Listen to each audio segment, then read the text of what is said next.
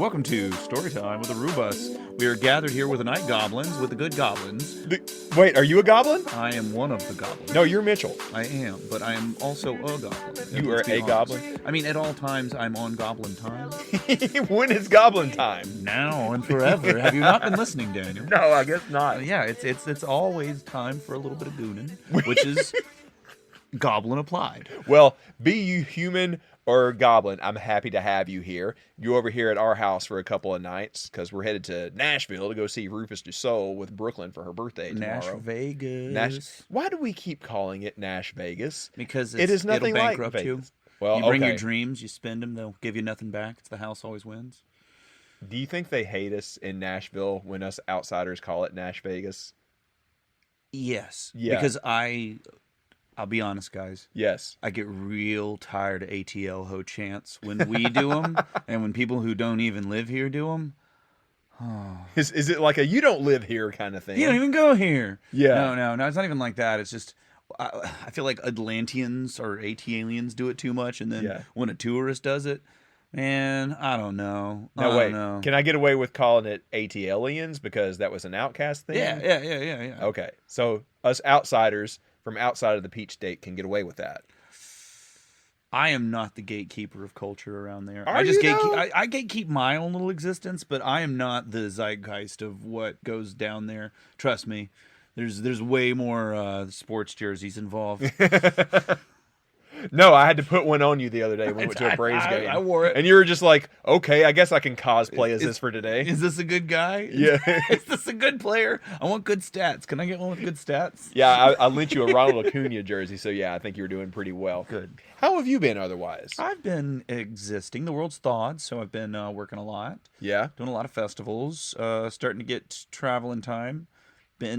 My existence is listening to records. Like, legitimately, it is mostly just music because that's what gives me joy and makes me money. So I have... Now, where can people find you if they want to buy some of those records in Atlanta? They can... So I mostly have it online. If you message me with what you want, ALTOECKO, Alto Echo, that is my screen name, anywhere and everywhere, even on Discogs, if you're there. And I do have a shop there, but like in Atlanta, I have a booth down in Another's Treasure in Villa Rica, but legitimately, I do mostly like records. So the next record show that I'm going to be doing that's a big one is July the 12th. I'm going to be DJing at Stereo, playing music and selling records there. It's a little, it's coffee and crates. It's Saturday morning, just spinning records, 712. Now, where's this place at? It's DeKalb Street, right down the road from where I live. Okay. Like Old Fourth Ward neighborhood. Okay. I'm getting to know that neighborhood a lot more. Like kind of that general area because like Maddie is just up the road from you. Mm-hmm. Pont City Market. What's that little food? Krog Street. What is it? Krog Street Market. Yeah, Krog Street Market. We fancy ourselves a street market. I liked it. Maddie took me over there one time. I had a good time. Oh, it's great. Good beer, good pizza. Whenever me and my roommate Trinity don't know what to eat, we just like, you want to walk for 5 minutes over there and then walk in a circle and decide. That was wonderful. Mm-hmm. And I finally got to spend more time in Pont City. Back in January, I stopped and saw you for a little bit and kind of fooled around for a little before I had to drive down to Florida. That place is fantastic. It's nice. I need to come when it's warmer because every time go to the roof. Yeah, that's what you really should do. Yeah, I know. Every time I'm over there, it's cold. That's fair, but the roof. Anybody that comes to visit Atlanta, that is one of those things you should stop and do. I suggest just go up on the roof. They got a Midway. If you don't know what a Midway is, it's like what the Broadway Park used to be with the skee ball and metal slides and water horse races and stuff like that, like carnival games, but it's on the roof of the old Sears building, Police Department building. Wonderful, wonderful view, especially if you're coming around sunset because you get to see the whole city just encased in purple, gold, red light. Mwah, chef's kiss. I will do that sometime. All right, we have a fun interview here in just a moment, but you brought up something a minute ago I wanted to follow up on. You have a lot of festivals coming up this year because you're doing the work with King of Pops, right? So where all are you headed to? I'm going to be at Resonate here in a little bit, so come see me there if you're in the neighborhood. I'm going to be at, well, I'm not going to be working Bonnaroo, but I'm going to be at Bonnaroo. I'm going to be working Electric Forest. I'm going to be working a lot of festivals around Atlanta, and then I'm also going to, which is in Atlanta too, but Shaky Knees. Come see me. If I've got rainbow glasses, I'm under a rainbow umbrella. come mention the Rubus podcast, and Oh. I don't know if I can give you a free popsicle. It depends on how many people have already hit me up for the day. You'd be surprised. But I could probably give you one of my shift pops. You're touring just as much as a band is. This is insane. Oh, come ask for a joke, poem, or some wisdom if you see me. It'll say it on the chalkboard that those are free. Wait, I pick a joke for right now. Let's hear one. You want to know the number one unspoken rule of dad jokes? I'll do it. What do strippers and giants have in common? I don't know. They both grind men's bones to make their daily bread. Ooh, that's a little bit of a thinker. I like that. I'm going to give some wisdom to the passers-by, though. The activist is not the person that tells you the river is polluted. It's the person cleaning the river. So bitching gets you only so far if you're not doing. What? Okay, that one really is a thinker. Wait, can I give you one of my silly ones? Please. This is not nearly as fancy as yours. Doesn't have to be. So you can go to Wendy's and you can get the $5 Biggie bag. Okay. The word Biggie does not refer to the bag. What? Oh, is that a thinker? I didn't think that was a thinker. Anyway, Mitchell, tell everybody who we've got on this week. We have got Marvelous Marv, the founder of Frack's Blackjack, which is one of my absolute favorite things to do after my shifts at these music festivals, because they hold down the late night and they let this clown haggle their clowns, and I will forever be grateful for the ability to haggle a clown. I always have to let what you say sink in for like a second. I mean, if you haven't tried haggling a clown, it's a lot of fun. No, to be fair, I have been to this place twice now. It's been a while, but I went to Oki for 2 years, a couple of years ago. And you made sure of it that everybody in our little group went to this place to see all the crazy things they have hanging on the wall, to gamble something stupid. I would find some old Star Wars action figures and bring it in. And they would actually go out of their way to make sure that it was returned with something that was close enough, like Star Wars or Indiana Jones or Star Trek, some kind of fun sci-fi or 80s thing, whatever. They're smart. They are fun entertainers as well. So you're not just going there doing hit me and then you're out of there in 5 minutes. You're sitting there for a spell to hear a story. That's their job. That's their job. They are getting paid to be obtuse or sweet, dependent upon their mood, and they are cosplaying as whatever clown they are choosing for the night. And I absolutely appreciate it, and I can't wait to be mad at them for losing a hand or hitting a 21 on something that was clearly not deserved. Yeah. Wait, I want to return to this after the interview. We're going to get to that in a moment. But Charlotte is not here this week. She is working hard on a couple of things, and she's had way too much going on. So Mitchell is here helping me co-host this week. We got to get through this thing and talk about the Patreon because it is doing so many good things for Totem. Thank you to everyone who has contributed, because we are in the thick of it right now. Charlotte and I have been shopping for supplies for all of our Totem people. I haven't showed you that. Like, we have like a pile of things for them sitting on one of the twin beds in the bus already ready to go. Love that. The scholarship recipients for this year have been named. Charlotte and some of the others in our crew have put them all on our Instagram. You can go meet them there. I think we're going to be having them on before too long. We have a board call this coming Wednesday. I finally get to talk with them. I'm very excited about that. But I will play Charlotte this week and call out all the names, and God help me here, Mitchell, if I have to. She's way better at this than me. So at patreon.com/Rubus, you can pitch in a couple of bucks a month if you want. Here we go.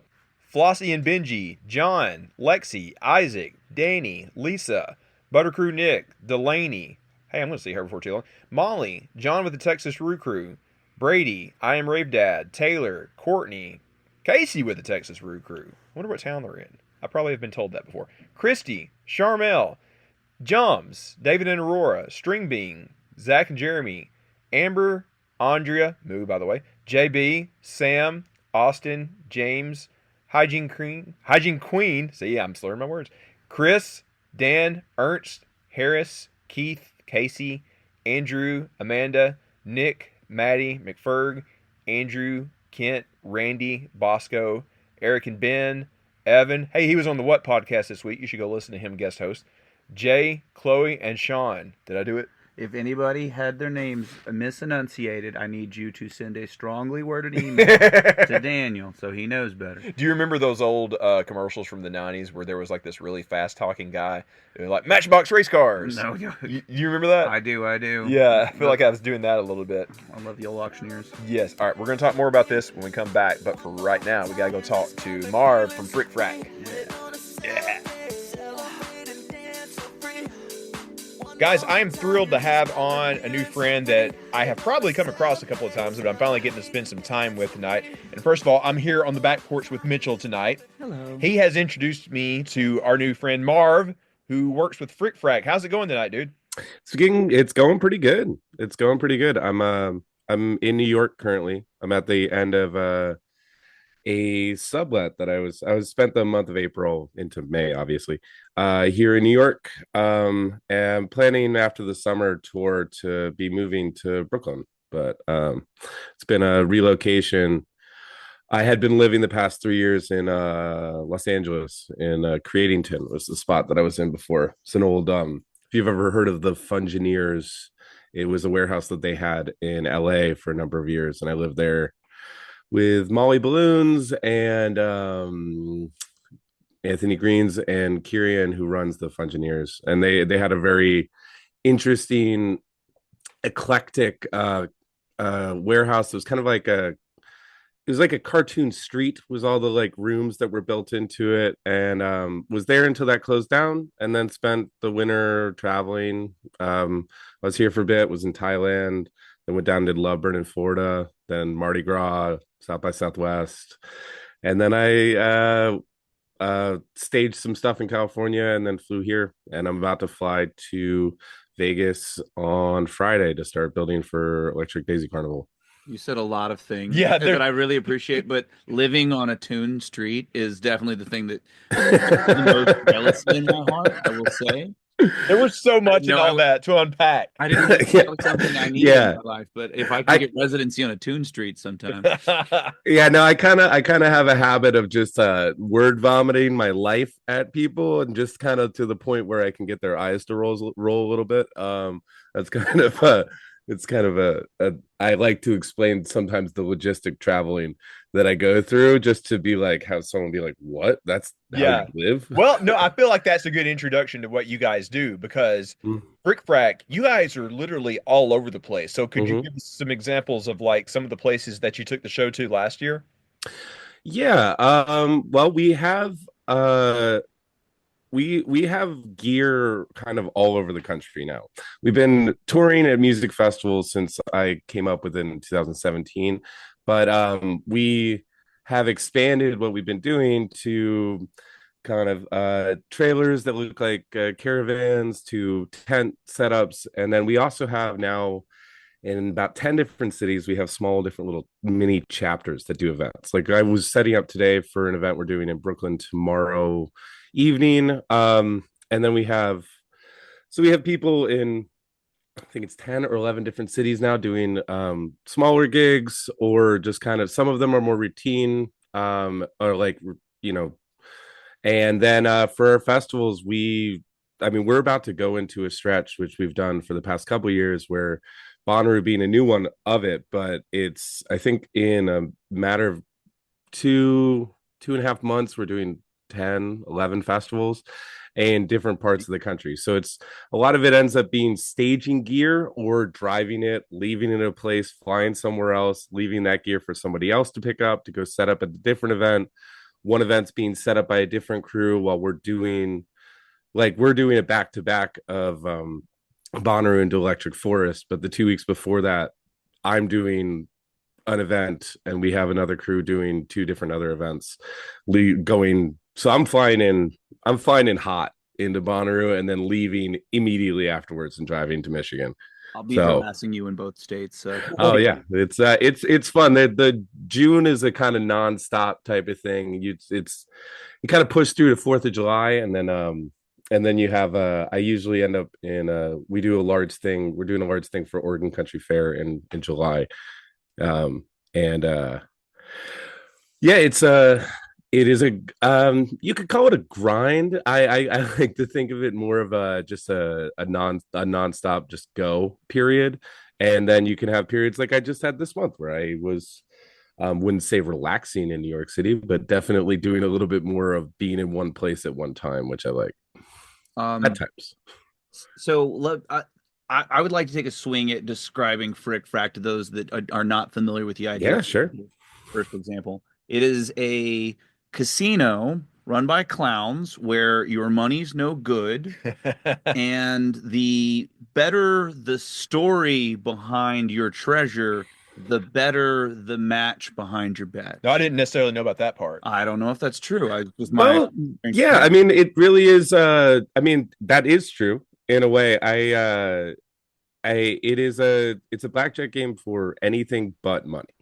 And so what that anything is, within the bounds of not garbage and not, not certain things, but like within those bounds, that's really up to you. So I kind of call it, I mean, it is very, you know, it has a lot of very, what seem like very complicated things going on, very like, wacky, wild things, but it's based very simple game.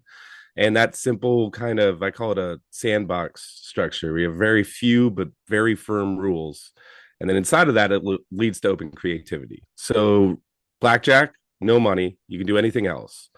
And so some people kind of I don't know, they want something like useful in their lives, or they want the weirdest thing you have, or they want to win all of your rubber duckies, or they I come from the art, Marv. I have or they 7 just like pieces some so people far. are just incredibly game and they want you to like push them, or like it's weird when you get into a thing of like where a person just kind of wants to be, I don't know, center of attention. Some people don't want that at all. And so some people like want to, like, if dared them, they'd like, bet all of their clothing and go run around naked. Or they'd like kind of, they'd kind of, or change clothes with the person next to them or something like that. So it becomes I like to call it a salesman's contest for broken toys. So you have like you bring anything. And what Mitchell was saying about a story being important, if you can sell me on a thing of like why I want this, or like why I might, why this is more than just this Barbie missing an arm or whatever, and why I might, have a story about that, that's great. I also might return to that and be like, the sentimentality you have on that seems a little more important to you than it would be to me. And that's again a little bit of a back and forth kind of salesman thing, but it's also a conversation about relative value. So you like have what is very valuable to you because of the sentimentality you have on it might not be valuable to me, but I also might really, really need that thing. And you have like 50 of them. So to you, that might not be that important, but I really need that one thing. So that's like really important to me. And if that person that, has a lot of them and you need that one thing knows that, then you kind of have an angle on them. You can also, I don't know, it's also a way to, I don't know, move things around through a conduit. Like someone had something and they didn't care about it, or it was in their closet. It was in their like keepsake box for years, and then they pull it out and they're like, this is pretty cool, but I don't know. And then it goes, we end up with it, and then it can go out to somebody else, and that thing can go from like incredibly unvalued, uncared for, like unloved in any way, to incredibly valuable to somebody else.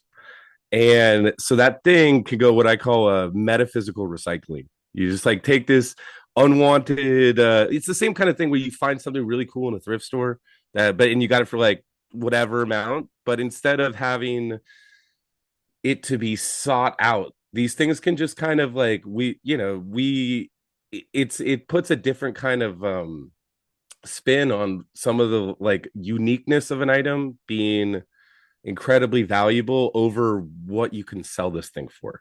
So Like if someone comes up and they bring something and they're like, well, this is worth $50. I'm like, yeah, it's worth $50 if you were willing to pay $50 for it. But but if to me, I already have a couple of those and I just don't care.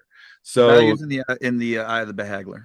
Yeah, exactly. No, wait, this leads into a question though. Like, what's some of the weirdest stuff that you guys have had come your way?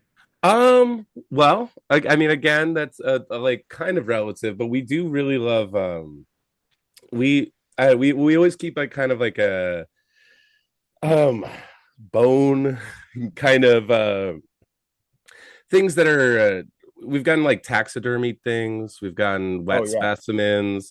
We had someone who was a vet come, and they brought what they have, it was like a dog eyeball and like some dog Oh, testicles and like feline embryos. I had a I brain remember one someone over brought there. it was a deer penis, which is really interesting. It's like kind of like swirly. It's a little bit like a duck penis, and like bones, weird things with bones, art Polo made teased with me with a teeth. brain one time at Halloween that I wasn't allowed to Yeah, use. yeah, yeah. It what was like kind of a a brain. brain? It It was was a someone's brain brain. encased in resin.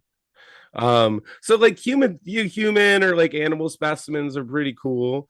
I remember once, in terms of like weirdest, I really it was goes along with the taxidermy thing, and this is kind of a story of me losing these things, but it was a taxidermy squirrel that was painted to look like Pikachu. Oh And yeah, I I saw remember that. that. I I remember saw that. that. yeah, I got it. So I got Okay. it. I actually, yeah. So I got that at Electric Forest, and then I took it to the Oregon Country Fair. And then this girl had two snap bracelets that were weasels. So they were like two weasel snap bracelets. And like, that's a pretty fair bet. And then I lost. And it was like, I had just gotten this thing. I had done some crazy trade with Jackson, the Grand Antique, to get this thing. And I lost in like the first bet. And I really, really wanted to get it back. So for those things together, the squirrel and then also the snap bracelets, I bet it's a commemorative piece of Enron stock that I had that I loved so much, and I lost that, and it was just like it was like Damn. 20 minutes losing At the the fair. two coolest things that I Not even at had, a festival, like at late that. night, at a fair.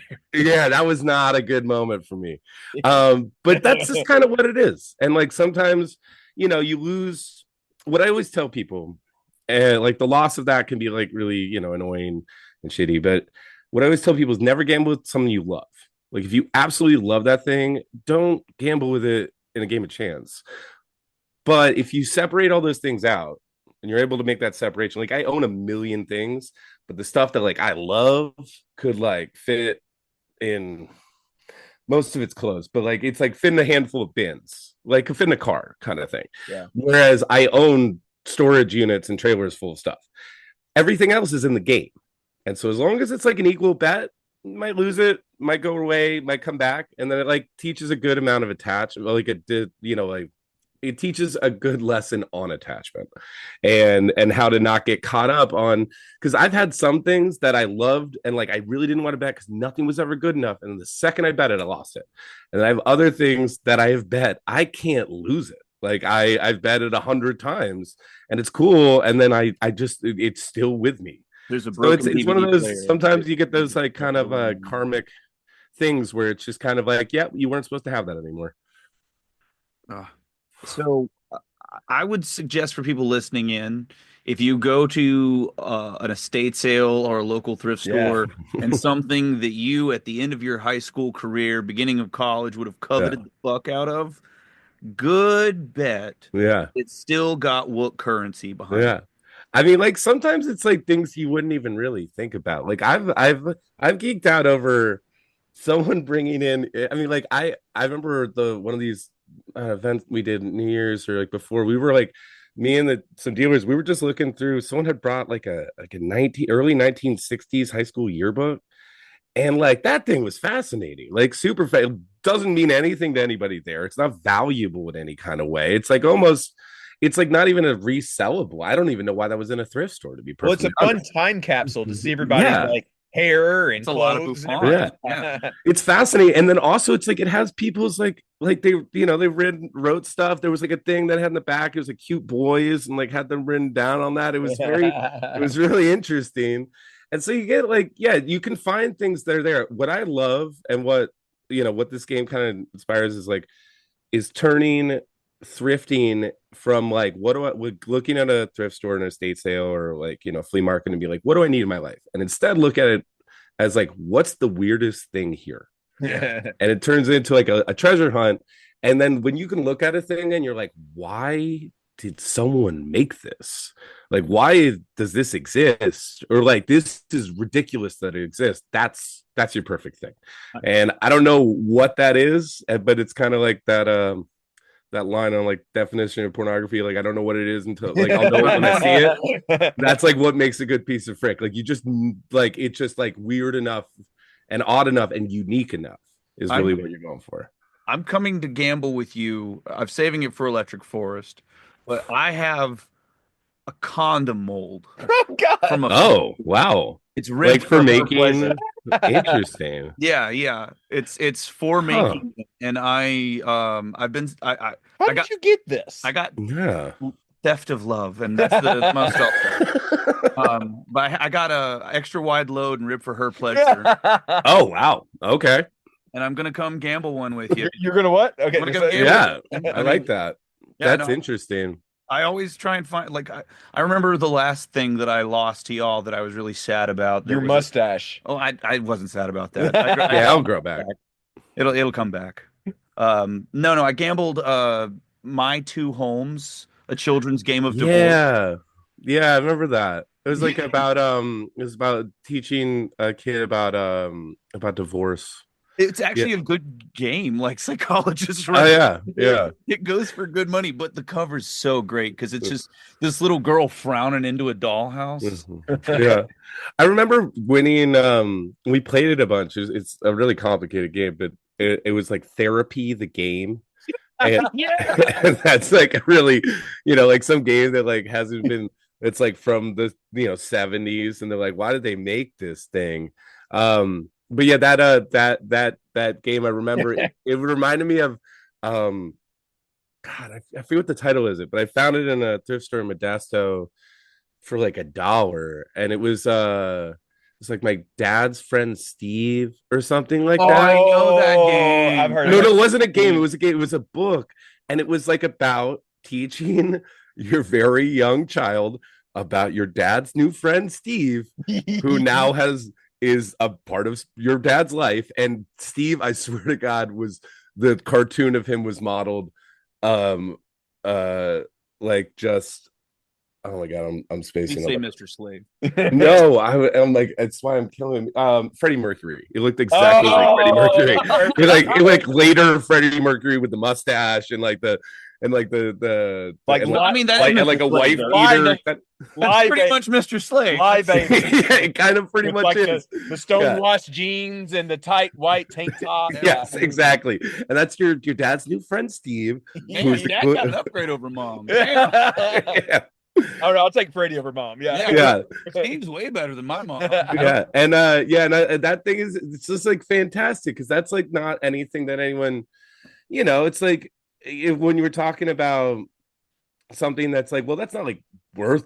I mean, it might be worth something to someone weird, but like it's not really like value wise worth anything, and that's what I think is beautiful about the game because it's like what's valuable if you didn't have money as a consideration whatsoever, and we're just talking about either something that's valuable because it's useful to you or valuable because it's fucking awesome. And and like it could that really awesome thing could also be kind of like you could talk about the specifics of it. It's like might not be new, it could be a little like worn around the edges, definitely like not mint or whatever, but it also can be like I've never seen this before, Right. and that in itself is awesome. But yeah, no, I'm excited about bringing it to Bonnaroo, and honestly, this will be my first time at Bonnaroo. I've done a million different festivals and events around the country. I've just never gone, because it always would be.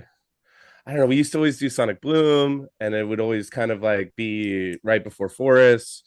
And so I'm happy to go now that we're like bringing Frick. Well, so you guys have been in high demand. So like Mitchell has been singing your praises for years, and I think a lot of people had heard about what you had been up to through a lot of these other events, and smaller ones or big ones like Burning Man or whatever. Word got out, and I think you guys had been one of the most requested activities for the past couple of years, like one of our little spots called plazas where there's different things happening. Yeah, I put you in the reviews every year. For a while now. Like, come on now. Yeah, no, and I'm excited about we have our own plaza, and then we're going to be the intent of it is they're building us a kind of cool setup that's going to be a almost like 360 kind of table with us in the center, and with like and then people being able to roll them out. So it's a lot of table space, and so a lot of people be able to play at once. And we're going to be doing a late night thing, and the idea is to grow into us being able to kind of do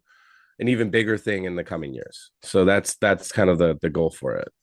But yeah, I'm excited about it, and also yeah, excited about them. Kind of like we were initially, they kind of moved us around in two different things, but they got such a response from us being announced of being there that they wanted to move us to our own thing.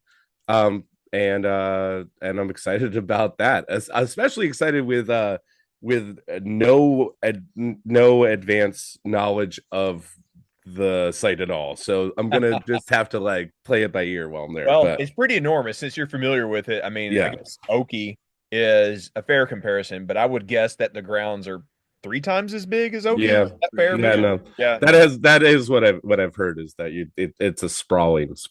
It affair. can be a hike, but they have made their own train system with these little John Deere tractors that pull around The jam track. the jam track. Yeah. No room, no room. Move down, move down. And if I remember correctly, I think you guys are going to be pretty near one of their stops, so it'll be fun. Awesome. Yeah. Yeah, no, the we're in it's Plaza 9 is what we're set up in. And yeah, we're basically doing a midnight to 6 a.m, 5 a.m. I mean, that's the perfect time for that. Yeah, on yeah, Wednesday through Saturday night. Oh, you're doing Wednesday? Yeah, we're doing a thing starting Wednesday, and that's that works perfect because we're putting on an event in the group area where we're all at that ends just a little after midnight. You guys open right around that time, so we'll be coming your way. That'd be perfect. Yeah, no, I really want to get, especially for Wednesday night, because we don't have there's less competition on type of thing. So I really want to kind of start the weekend off strong on Wednesday night and get the word out there on that. Yeah. Well, we will help with that. We want to get people over there to see what you're all about. Absolutely. So, what has been your let me word this the right way. What's been your favorite bet to watch be lost? Oh, that's a good one.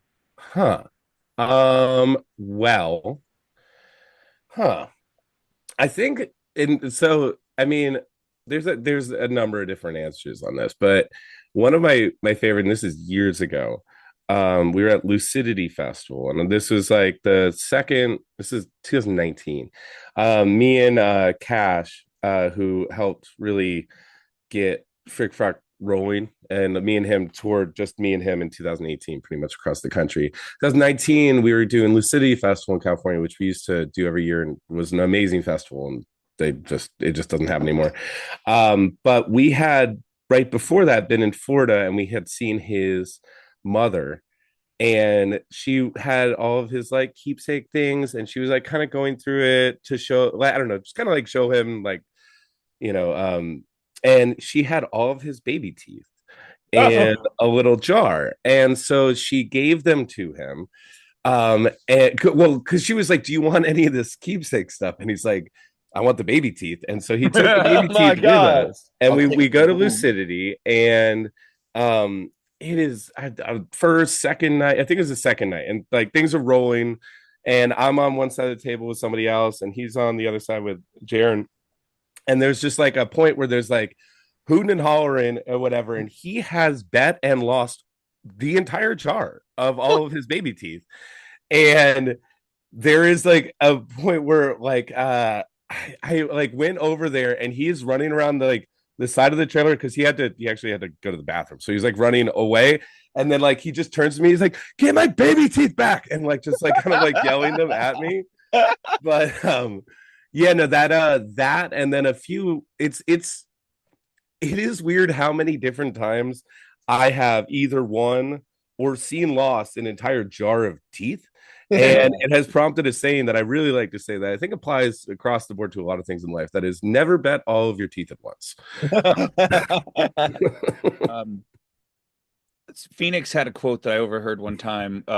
Y'all accepted a hair bet from somebody, and the quote was, if I open up a box and find somebody's pubic hair, I'm running away from this person. Yeah, it is It's odd because it goes back to have to just have it as a normal thing that happens when you go through and open boxes and there's just randomly a clump of somebody's hair or a dreadlock. I remember having that from the first time I did it at the burn, which was in 2017, and I had one.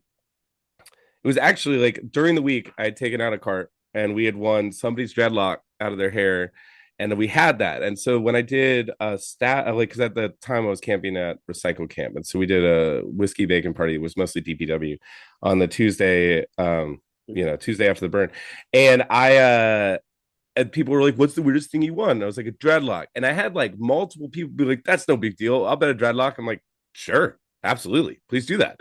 And two different times, I cut a dreadlock out of someone's hair, and then it's like lost one of them. Other one ends up in the box, and then a couple months later, I'm opening a trunk, going through all this pliified random stuff, and then I'm like picking up. I'm like, "What is? Oh my god!" And like.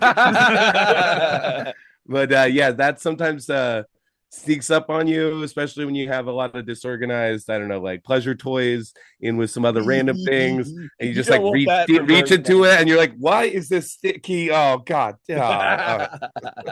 That's always the trouble packing that many clowns in a car.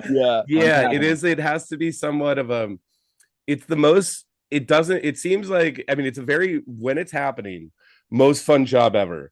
When you're packing that thing up on Monday and you have to, because if you don't categorize everything, if you just kind of sweep it into boxes, it is a nightmare the next time you open those. So you have to kind of categorize everything into as much of like a painstaking detail as you can, up to the point where you don't categorize it to the point where you don't find things anymore because you're saying you have a well categorized clown casino. Yeah, so it's quick. After our bigger setups, like after those like Okeechobee setups, there will be like 6 tables that just have different boxes on them.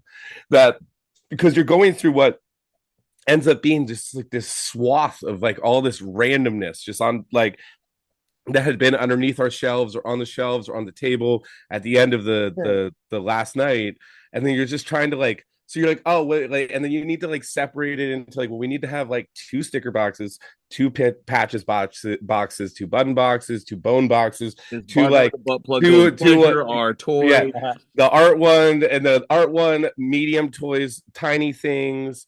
Like there's all these like different little subcategories that you don't really think about. It's just really. And it's also somewhat dependent on like what you win, because sometimes you like someone brings an entire box of whatever, and now you're like, cool. Now we have like this whole weird container of old slides, and like now we have like, now we have. Oh man, I didn't know we didn't need and sunglasses. Don't even get me started on. If you're hearing this right now, do not bring sunglasses to me at midnight in the campgrounds of Bonnaroo. I will. Everyone throw them in. I will throw them at you. I'm kidding. I will bet you all of the sunglasses. I have bins of shitty sunglasses, and I do not need any more. If they're really cool, absolutely. But if they're what you probably were willing to bet at midnight, I don't want them. Yeah, exactly. Marv, thank you so much for hanging out with us tonight. Like, guys, I knew we would get a couple of stories from you, but I didn't expect the ones that we got tonight. I feel like that's part of the fun of going to Freak Frack is being entertained with wild stories and being amused and bemused and everything. And I can't wait for the people at Rue to like get it. I think a lot of people have heard the legend, but they haven't seen it for themselves. So again, it's Plaza 9, right? Yeah, it's at Plaza 9, Wednesday through Saturday night, starting at midnight, going to the sun starts peeking out and I gotta go to bed. Yeah. Good deal. All right, we're gonna bring a party up there after we finish up with a certain something Wednesday night and come see you guys at Plaza 9. I don't think we're too big of a hike away from you guys. Oh yeah, that sounds great. I can't wait to play with you. All right, awesome. Thank you, sir. We'll see you here in just next month now. Now that it is eminently approaching. Love it. All right, thank you, man. We'll see you there. Absolutely. Mitchell. Yes, sir. What is the dumbest thing that you ever gambled at Freak Frack? So at one point in time, one of the dealers fucked up and they lost every hand at the table because they did a misdeal. And so Oh. everybody that had a bet that didn't bust, because if you busted, sorry. Well, yeah. You already had your own mistakes, but yeah, they did a misdeal, and everyone won. And I had in my pocket a joke that I had carried around for many, many years. It was from the wooden copy of Sorry. There was this little wooden ball that, in very small typeface on one side, said lowercase sorry with an exclamation point.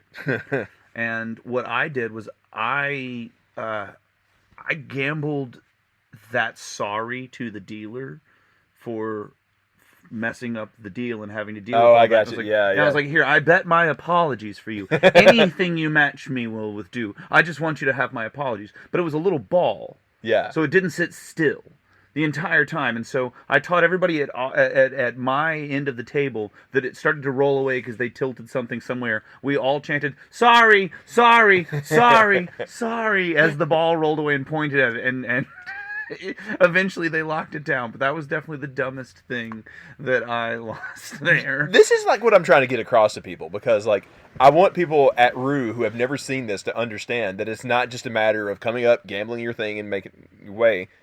There's like a whole experience in this thing. There's bound to be a story that you're going to walk away with as well. Honk a clown's nose with consent. But yeah, guys, I really encourage you to make it out there to Plaza 9. Learn a little bit more about that tonight. I know it's a bit of a hike for some people, but man, it's worth it. It's Jinx, you owe me a Coke. It's totally worth it. Get out there. Yeah. And if you're there Wednesday for our thing, I mean, they're going to pretty much start right after we're over, so you got no excuse. We'll walk with you, right? Yeah. That's about a 15-minute walk. I don't give maybe, a shit. I got hopefully. legs.